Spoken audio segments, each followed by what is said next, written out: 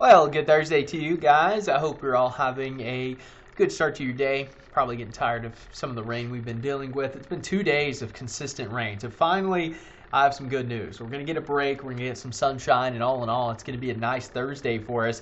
Here's a look at your satellite radar. So cold front moving to our east, heavy rain into the Carolinas, South Georgia, parts of the Florida Panhandle. Now, some severe weather possible in these areas, mainly along the Gulf Coast. But for us, it's all about the dry conditions. Nothing coming in from the west. A little bit of active weather to the north, some snow into the northeast. But outside of that, pretty quiet across much of the central part of the country. And then looking to the west, we have another system coming in.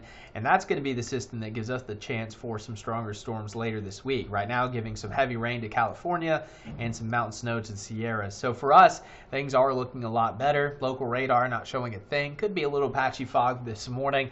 But outside of that, things are really starting to improve. But 2-day rainfall total is impressive, upwards of 3, 4, even 5 inches. Some areas have even got more than that. I've heard a few reports of up to 6 inches in some of our rural communities. So the rain really came down in buckets the last 2 days. We've already got a month's worth of rain here in the last 2 days. And yeah, there's going to be some flooding concerns because all this rain has to go somewhere. So it goes into our local tributaries, our creeks, our streams, our rivers, and we're going to have some river flooding issues today. So we're talking the Sequatchie River, Conasauga down near Eton, the South Chickamauga Creek near Chickamauga, Tennessee, Lookout Creek near New England, the Chattooga River going through Somerville and Chattooga County, and Paint Rock Creek over in parts of Jackson County. All of these rivers expected to hit minor flood stage either this morning or this afternoon, and that's where we're going to have some of those issues in and around those areas. So if you live in any of these areas, again, you can see Sequatchie River runs from Bledsoe all the way down to Marion.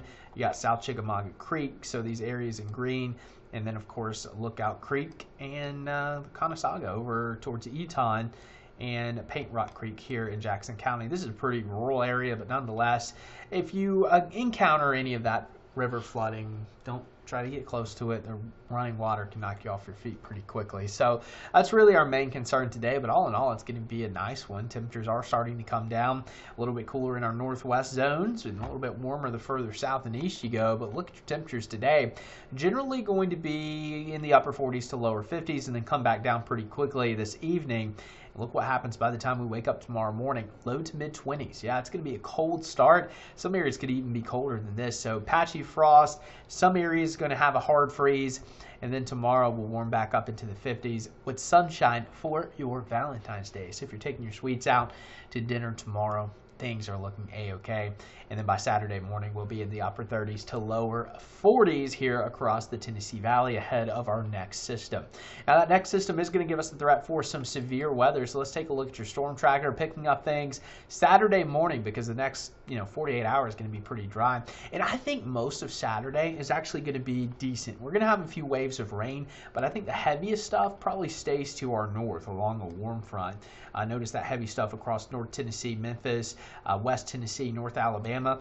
But this is what I'm concerned with. This front that's going to come through, that's going to bring us the threat for severe weather. Right now I'm pitting it between 11 p.m. and 4 a.m. I think that's a broad time frame, but it does give us an idea of when these stronger storms may come through, and it's all going to be along that initial line. So we've seen this time and time again. That's a broad window of time, but you're only going to have about an hour's worth of severe potential as that main line comes through, because once it moves to your east, you're pretty much done. And there's going to be a lot of energy with this system. It's going to ramp up, be very amplified as it moves across portions of the Ohio Valley. So we will have the threat for some damaging winds. And then on the backside of this, it moves out pretty quickly. So right now, 11 p.m. to 4 a.m., the time frame you need to be aware of. And of course, many of you go to sleep and sleep overnight unless you work third shift on the weekends. So have a way to receive those alerts before going to bed. Of course, we'll be here. I'll be here doing some live streams throughout the day on Saturday and then again on Sunday. Now, with this system, there's not going to be a ton of surface instability. Dew points are going to be in the 50s. This is not going to be a classic spring setup for us. But along the Gulf Coast, Mississippi, Alabama, the usual suspects have a pretty good chance of maybe even a tornado outbreak. For us, not going to be as conducive for tornadoes, but there's going to be a lot of wind shear. So we got a low-level jet, which is essentially strong winds, probably 1,000 to 1,500 feet above the surface, probably closer to 2,000 actually. And that's just going to bring in that moisture from the Gulf. Also, going to amplify any storms that develop. So if we have a line of storms develop, this low-level jet going to help to increase that with a lot of wind shear. And between about, again, 10 and we'll say 3 a.m., that's when it's going to be strongest. Those brown shades, that's strong winds that are going to be moving in as that low-level jet ramps up. And that's when the storm threat, obviously, is going to be highest. And then throughout Sunday morning, that starts to shift off into the Carolinas where the threat will start to increase. So, again, right now we're looking at a level 2 out of 5 risk for severe weather issued by the Storm Prediction Center. I think our main threat going to be damaging winds. Can't rule out some small hail and maybe an isolated tornado. The highest tornado threat going to be in that orange shade, however, across parts of Alabama, Mississippi, including we'll say Tuscaloosa, Starkville, Meridian, Jackson, Greenville, Alexandria, and I actually lived in Greenville for quite some time. Very common for tornado outbreaks in this area. It's Dixie Alley, so it's just a hotbed. Again, you get these systems developing on the other side of the Rockies, that moisture coming in from the Gulf, and it's just really the perfect scenario, especially when you have strong cold air masses to the north and these warm Gulf air masses to the south kind of colliding. You get that air rising, and these storms can get going pretty quickly. So going to watch this time frame pretty closely. Right now, you just need to be aware. I wouldn't be panicked or too anxious about this. But of course, if you live in a manufactured home, you might want to go ahead and start making arrangements to have a safer place to stay with a sturdy foundation, just simply because these winds are going to be pretty strong. And if you live around a lot of trees, ground's pretty saturated. We're going to have strong winds outside of the severe potential. So we could have some trees coming down, which could lead to some power outages, something else to consider as we move into your weekend. Now, temperatures after this system moves in, that's going to be the next story. It's going to get a lot colder. Highs generally going to be in the 40s Monday, Tuesday, Wednesday. Overnight lows dropping back below freezing into the 20s early next week. And of course, Friday morning, which is tomorrow morning, we're going to have a cold start as well. So as we take a look at some of your upper level weather charts, here's kind of the setup and the progression over the next week. This gives us an idea of where the energy is going to be, where the warm air may set up, and where the warmer air may be going as it moves off to the east or stays put. Now here's a look at February 16th. So we have this upper level system coming in, strong low pressure going to develop at the surface, and that's going to lead to the severe threat across Dixie Alley as we get into Saturday and Sunday. And then this starts to shift off to the east. Colder and active pattern starts to set up with a blocking pattern to our north, which kind of helps shove that colder air into the southeast next week. And I'm going to be watching the system that's going to be dropping out of the Rockies come mid next week, which could give us some little winter weather potential across parts of the Tennessee Valley and the southeast. Definitely not a home run at this point, but it is something worth watching. And then towards the end of the month, it looks like we're going to have some deep troughing here in the East Coast with some ridging out west, which will keep things a little bit warmer in places like the Rockies and the Plains, and colder and active across portions of the southeast. So that snow signal I was talking about, or at least the signal for winter weather, will be the 19th and 20th, so next Wednesday and Thursday. This is the European ensemble. So it starts with each run starts with different initial conditions, and then it gives us just a possible solution of what could happen. So most of the ensemble runs with the European at least showing the potential for some accumulating snow. Some are showing none, some are showing up to 6-7 inches. Now that's probably going to be extreme, but it is something worth watching because this is probably the best signal we've had since that January system that gave us the snow.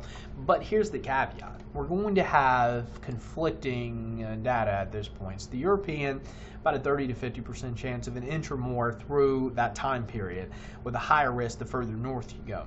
Now, the latest GFS, or American model that came out, doesn't really like the idea of any accumulating snow, but I was also looking at the Canadian and a few other things. There is that signal there. So we're going to have the cold air in place. We are going to have a storm system.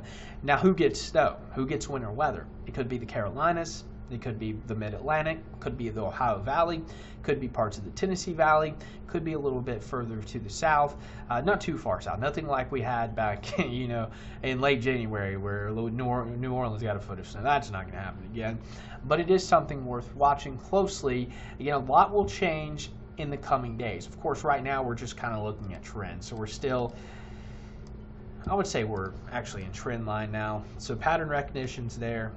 Trends for winter weather, is the threat looking more or less likely? Well, with the latest GFS looking less likely, but with the overnight runs to the European, it looking more likely. So still a lot up in the air, but I want to go ahead and talk about it, get ahead of it, because you're going to see maps of snow all over the internet. That's just the media and technology age that we're in, and a lot of it's misinformation, or it's post without context. You need context with every single thing that you post. That's why if you look at my Facebook, I always explain the probabilities and uncertainties, because that's weather forecasting. It's not perfect. It's not always right, and we do the best we can by looking at, data, observations, forecast models. I mean, there's a lot that goes into it. Plus, history. History can help us as well. Looking at past storms, past setups, past patterns. All of that coming together helps us provide you with hopefully a somewhat accurate solution most of the times. But that's just something I'm watching out for over the next week or so. That's more long term. I'm more concerned about the severe potential this weekend, because that's in the short term. We can handle that a little bit better because it's in range, but the snow potential, or potential for winter weather, still several days out. But here's what we're looking at. Thursday going to be the potential for that river flooding. Friday's going to be nice for your Valentine's Day celebrations. Late Saturday into Sunday, watching that threat for severe weather. And then Monday, Tuesday, much colder. And then by the middle of the week, maybe a little bit of winter weather. So a lot coming our way, a lot to unpack. I'll have a new video tomorrow. Stay tuned and follow me on Facebook as well. Have a great day, guys.